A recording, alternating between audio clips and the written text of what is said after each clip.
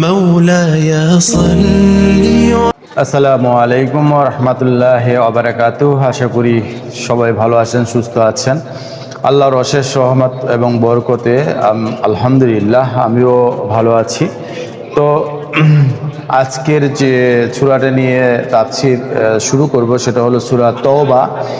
সূরা তওবা একটি গুরুত্বপূর্ণ সূরাগুলোর মধ্যে অত্যন্ত গুরুত্বপূর্ণ সূরা তওবার তাৎপর্য অত্যন্ত গুরুত্ব, এবং এটি মাক্কি সূরা। কোরআন মাজিদে নাজিলের ধারাবাহিকতা এটি 113তম সূরা হিসেবে নাজিল হয়, এবং এবং বর্তমান কোরআনের যে বিন্যাস সেই অনুযায়ী এটা 9তম সূরা হিসেবে প্রতিষ্ঠা পেয়েছে। সূরা তওবার নামের রহস্য, এই সূরায় দুটো নাম আছে, তওবা ও বারাআত। তওবা মানে গুনাহের পর অনুশোচনা করে ফিরে আসা। তাবুক অভিযানের সময় কিছু মুসলিম নবীজির সাথে না গিয়ে বাড়িতে বসে থাকেন, অথচ যুদ্ধের ডাক এলে ঘরে বসে থাকা মহা অন্যায়। পরে তারা নিজেদের ভুল বুঝতে পেরে গভীরভাবে অনুশোচনা করে। সেখান থেকেই সূরাটির একটি নাম হয়েছে তওবা। আর বারাত শব্দের অর্থ হলো সম্পর্ক ছিন্ন করা। এই সূরায় শুরুতেই মুশরিকদের সাথে সব ধরনের সম্পর্ক ছিন্ন করার ঘোষণা দেওয়া হয়েছে। মেজর থিম, মুশরিকদের সাথে সম্পর্ক ছিন্ন ঘোষণা, তওবার প্রতি উৎসাহিত করা। 2, চুক্তি ভঙ্গ করার শাস্তি, অমুসলিমদের সাথে সম্পর্কের মূলনীতি। 3 নম্বরে হলো বস্তুবাদ বা দুনিয়া কেন্দ্রিক চিন্তার পরিণতি, ধোঁকা ও চুক্তি ভঙ্গের শাস্তি। সূরা শানে নজুল, সূরা তওবা রাসূল সাল্লাল্লাহু আলাইহি ওয়াসাল্লাম জীবনের শেষ পর্যায়ে নাজিল হয়। মক্কা বিজয়ের পর থেকেই সমগ্র আরব জুড়ে ইসলামের প্রভাব ছড়িয়ে পড়ছিল। ইসলাম পৌঁছে গিয়েছিল একটি শক্তিশালী অবস্থানে, কিন্তু এর তোয়াক্কা না করে কিছু মুশরিক গোত্র নির্দ্বিধায় ও নির্ভয়ে মুসলমানদের সাথে করা চুক্তি লঙ্ঘন করছিল। তাদের এই বিশ্বাসঘাতকতার প্রক্রিয়ায় আল্লাহ এই সূরার মাধ্যমে ঘোষণা দেন যে মুশরিকদের সাথে আর কোনো চুক্তি বহাল থাকবে না। তবে কিন্তু চুক্তি যেগুলো মুশরিকদের পক্ষ থেকে লঙ্ঘন হয়নি সেগুলোর প্রতি সম্মান দেখিয়ে নির্দিষ্ট সময় পর্যন্ত অপেক্ষার নির্দেশ দেওয়া হয়। এছাড়া তাবুক যুদ্ধ ছিল সূরাটি নাজিল হওয়ার অন্যতম প্রেক্ষাপট। রোম সাম্রাজ্যের আক্রমণের শঙ্কায় মুসলমানরা তাবুক নামক স্থানে একটি বিশাল সেনাবাহিনী নিয়ে উপস্থিত হন।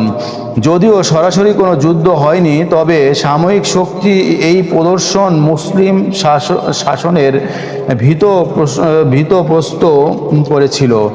এই সময়ে যুদ্ধ থেকে পিছিয়ে থাকার জন্য মুশরিকদের মুখে শোনা যায় নানান রকমের অজুহাত। তাদের সেই ষড়যন্ত্র ও দুর্বল ঈমানের ব্যাপারে এই সূরার কঠোর ভাষায় তিরস্কার করা হয়েছে। অন্যদিকে সূরাটিতে বর্ণনা করা হয়েছে কয়েকজন খাঁটি মুমিনের তওবা কবুলের ঘটনা। ইবনে কাসির তাফসির 4/244, বুরহানুদ্দিন বিকান্ত আন নামুদ দুআর 8/350। সেগমেন্ট, শুরুতেই মুশরিকদের চুক্তিভঙ্গের দরুন তাদের বিরুদ্ধে যুদ্ধের ঘোষণা। 2 নম্বর সেগমেন্টে বলা হয়েছে কাফিরদের দেখাদেখি কিছু মুসলিমও যুদ্ধে অংশ নিতে গড়িমসি করে। সেই সব মুমিনকে পরীক্ষার মাধ্যমে আলাদা করা হয়েছে। তওবা ও ক্ষমা, সূরার শেষ অংশে পরীক্ষায় পাশ করা সেই সব মুমিনকে ক্ষমা করার ঘোষণা দেওয়া হয়েছে। ফজিলত, কোরআনে যেসব সূরার কলেবর 100 আয়াতের বেশি তাদেরকে বলা হয় আল মিউন। জাবুর কিতাবের পরিবর্তে আল মিউন সূরাগুলো আল্লাহ তাআলা নবীজিকে উপহার দিয়েছেন। এরকমই একটি সূরা হলো সূরা তওবা। আহমদ আল মুসনাদ হাদিস নাম্বার 16982। ওমর রাদিয়াল্লাহু আনহু বলেন, তোমরা পুরুষরা সূরা বারাত শিখবে আর স্ত্রীদের এবং তোমাদের স্ত্রীদের শেখাবে সূরা নূর। কাজ অ্যান্ড এফেক্ট। অভাব থাকা সত্ত্বেও কেউ যদি হারাম পথে না যায়, অভাব থাকা সত্ত্বেও কেউ যদি হারাম পথে না যায়, তাহলে আল্লাহ চাইলে নিজ অনুগ্রহে তার অভাব দূর করে দেবেন। গতিপথ। নিজের ভুল নিয়ে চিন্তা ভাবনা করা। তওবা প্রথম ধাপ হলো নিজের দোষ ত্রুটি নিয়ে চিন্তা ভাবনা করা। কেননা আপনার কাছে যদি দোষী মনে হয়, তাহলে আপনি তা ক্ষমা চাইবেন না। অর্থাৎ এখানে বলা হয়েছে যে দোষকে যদি দোষ মনে না হয়, তাহলে তো কেউ ক্ষমা চাবে না। যে এইটাই এই তওবাতে উল্লেখ করা হয়েছে, দোষ স্বীকার করা।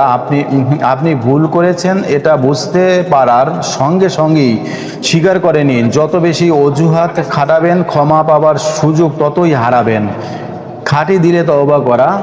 এবার বলুন, আপনি কেঁদে কেঁদে বলুন, আল্লাহ আপনি তো ক্ষমা করতে ভালোবাসেন, আমি ভুল করেছি, আমাকে ক্ষমা করে দিন।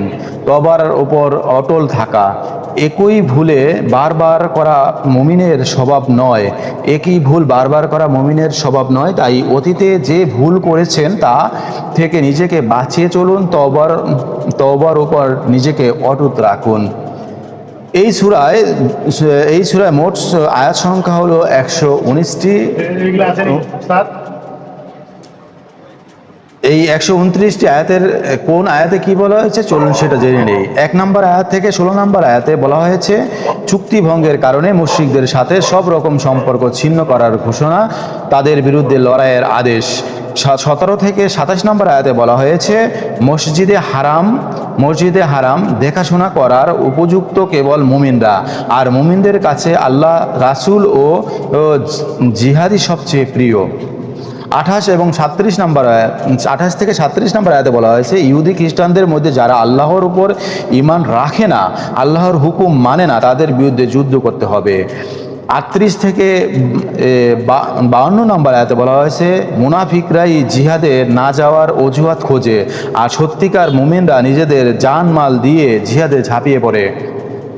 53 থেকে 68 নম্বর আয়াতে বলা হয়েছে মুনাফিক ও কাফিরদের চাকচিক্য সম্পদ আর লোকবলের গরিমা দেখে ঘাবড়ানো যাবে না, এগুলো তাদের পরীক্ষার অংশ। 69 থেকে 78 নম্বর আয়াতে বলা হয়েছে মুমিন পুরুষ ও মুমিন নারী একে অন্যের সহযোগী, তারা এমন জান্নাতে থাকবে যার নিচ দিয়ে ঝর্ণা বয়ে চলে। 79 থেকে 93 আয়াতে বলা হয়েছে শারীরিকভাবে যারা দুর্বল বা অক্ষম, যেমন বৃদ্ধ, শিশু কিংবা প্রতিবন্ধী, তাদের জন্য যুদ্ধ যাওয়া আবশ্যক নয়। 94 থেকে 106 নম্বর আয়াতে বলা হয়েছে যারা আল্লাহর রাস্তায় খরচ করাকে জরিমানা মনে করে, সময়ের নিষ্ঠুর পালা বদলে একদিন তাদেরকে ঘায়েল করবে। 107 থেকে 119 নম্বর আয়াতে বলা হয়েছে মুশরিকরা নিশ্চয়ই জাহান্নামী, এটা জানার পরও মুমিনরা কখনো কোনো মুশরিকের জন্য ক্ষমা প্রার্থনা করতে পারে না। 120 থেকে 129 নম্বর আয়াতে বলা হয়েছে প্রতিটি দল থেকে একটা অংশ যুদ্ধে যাবে, বাকিদের দায়িত্ব দিনের গভীর জ্ঞান অর্জন করা। Case study. তাবুক যুদ্ধ ছিল মুমিনদের জন্য ভীষণ কঠিন এক পরীক্ষা। একদিকে প্রচণ্ড গরম ও মরুতাপে শরীরের চামড়া পুড়ে যাওয়ার দশা, অন্যদিকে মদিনা থেকে তাবুক ছিল অনেক দূরের পথ, আবার তখন ছিল খেজুর ঘরে তোলার মৌসুম। তা সত্ত্বেও মুসলিমরা ঘোষণা শোনা মাত্রই রওনা হয়ে গেছেন। বিপরীতে পিছে রয়ে গিয়েছিল মুনাফিকরা। ওরা বলেছিল অসহনীয় গরম, আবার পথটাও অনেক দূরের, মোটেও পারবো না আমরা। অথচ ইমানদাররা যুদ্ধে কেবলই শরিকই হয়নি, বরং সেখানে গিয়ে কয়েকদিন অবস্থান করে ফিরেও এসেছিলেন। আসলে মুনাফিকরা যেমনটা বলেছিল প্রচণ্ড গরম, পা ঝলসে যাবে, এরকম কথা কিন্তু এখনও শোনা যায় আমাদের আশপাশে। কোনো কোনো কোনো বোনকে বোরকা নিকাব পরতে বললে জবাব দেয়, ইস গরমটা যা পড়েছে, গা একেবারে জ্বালাপোড়া করছে।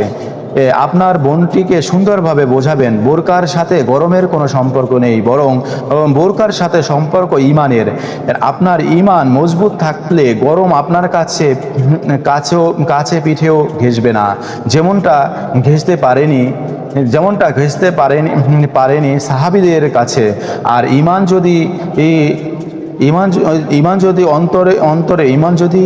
ইমান যদি রোগা পাতলা হয়, অন্তরে যদি মুনাফিকের ছাট থাকে, তাহলে দুনিয়ার সব গরম আপনার জন্যই বরাদ্দ, এমনকি জাহান্নামের গরমটাও। বুখারী হাদিস নাম্বার 3612, তিরমিজি 2398, ইবনু মাজাহ 4023। রিফ্লেকশন। তাবুক যুদ্ধের ঘোষণা দিলেন নবীজি। সাহাবীরা ছুটে চললেন যুদ্ধের ময়দানে, কিন্তু পিছিয়ে রয়ে গেল মুনাফিকরা। অগোচরে পেছনে রয়ে গেল আরও 3 জন সাহাবী। যুদ্ধ শেষে ফিরে আসার পর নবীজি ডাকলেন মুনাফিকদের, সাথে ওই 3 সাহাবীকেও। তারপর তাদেরকে যুদ্ধে না যাওয়ার কারণ জিজ্ঞেস করেন। মুনাফিকরা তখন মিথ্যা অজুহাত দাঁড় করলো, বলল আমাদের এই সমস্যা ছিল, ওই সমস্যা ছিল। নবীজি সেই সব কথা শুনে ওদেরকে ছেড়ে দিলেন, কিন্তু ওই 3 জন সাহাবী মিথ্যার আশ্রয় নিলেন না, তাদের দোষ স্বীকার করলেন। সিদ্ধান্ত হলো এই 3 সাহাবীকে সামাজিকভাবে বয়কট করা হবে। এদের ব্যাপারে আল্লাহর ফয়সালা আসার আগ পর্যন্ত কেউ তাদের সাথে ওঠা বসা করবে না। এরপর দিনের পর দিন কেটে যায়। শেষমেশ 50 দিন পর আল্লাহ তাআলা ওহী নাজিল করেন। ওই 3 সাহাবীকে দিলেন ক্ষমার সুসংবাদ। আর সেই সব মুনাফিক মিথ্যার আশ্রয় নিয়েছিলেন, তাদের জন্য ভয়াবহ আযাবের ধমকি। গভীরভাবে পর্যবেক্ষণ করলে এই ঘটনা আমাদের জন্য ভাবনার খোরাক আছে। আমরা অনেক সময় একটা অপরাধ করি, তারপর সেই অপরাধের পক্ষে সাফাই গাইতে গিয়ে আরও অনেকগুলো অপরাধ করে বসি। এটা আসলে মুনাফিকদের স্বভাব। মুনাফিকরা মিথ্যা বলবে, এরপর ওই মিথ্যাটা ঢাকতে গিয়ে আরও অনেকগুলো মিথ্যা বলবে, যেটা পরিস্থিতিকে আরও জটিল করে তোলে। আপনি কি আপনার ভুলটা শুরুতেই মেনে নিতে রাজি, মিথ্যা অজুহাত দাঁড় না করিয়ে দোষ স্বীকার করে নিতে প্রস্তুত? তাহলে সুখবর শুনে রাখুন, আপনার সেই দোষটা আল্লাহ ঢেকে দেবেন। এই 3 সাহাবীকে নিয়ে কোরআনের আয়াত নাজিল করে যেভাবে আল্লাহ তাদেরকে সম্মানিত করেছেন, সেভাবে আপনার সম্মানকেও বাড়িয়ে দিবে। ইবনুল কাসির তাফসির 6/300, তিরমিজি 3540, 1987। তো এই ছিল সূরা তওবা। অর্থাৎ সূরা তওবার যে জিনিসটা বোঝাতে চেয়েছেন, এখানে কয়েকটা ঘটনাকে আল্লাহ তাআলা উল্লেখ করেছেন।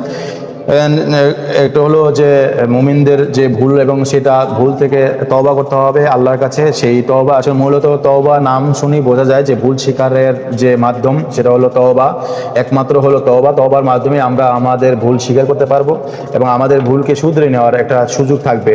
আমরা যখনই ভুল করব সেটা নিজেকে অনুশোচনা যেমন করব, এবং সাথে সাথে সেই ভুলটা স্বীকার করে নিয়ে আল্লাহর কাছে ক্ষমা চাইব, তাহলেই আমরা ক্ষমা পাবো। আর যদি ক্ষমা না চাই, তাহলে মুশরিকদের দলভূত হতে আমাদের আর সময় লাগার মতো সময়ও থাকবে না। সুতরাং আমরা মুশরিক হিসাবে নিজেদেরকে পরিচয় না দিয়ে মুমিন হিসাবে পরিচয় দিব। এটাই হলো এই সূরা তওবার শিক্ষা। তো আসুন আমরা বেশি বেশি করে কোরআন মাজিদের প্রত্যেকটি সূরার তাফসির শোনার চেষ্টা করি এবং বোঝার চেষ্টা করি, তাহলেই আমাদের জীবন হবে সুখময়, আনন্দময়, এবং আমরা বুঝতে পারবো যে আল্লাহ তাআলা আমাদেরকে কোরআনের মাধ্যমে কি বুঝিয়েছেন। যদি আমরা এগুলো বুঝতেই না পারি, তাহলে আমাদের পুরো জীবনটাই যেন বৃথা হয়ে যাবে। তো সবাই ভালো থাকবেন, সুস্থ থাকবেন। সে পর্যন্ত বিদায়। কথা হবে সূরা ইউনূসে। সেই পর্যন্ত বিদায়। আসসালামু আলাইকুম ওয়া রাহমাতুল্লাহি ওয়া বারাকাতুহু।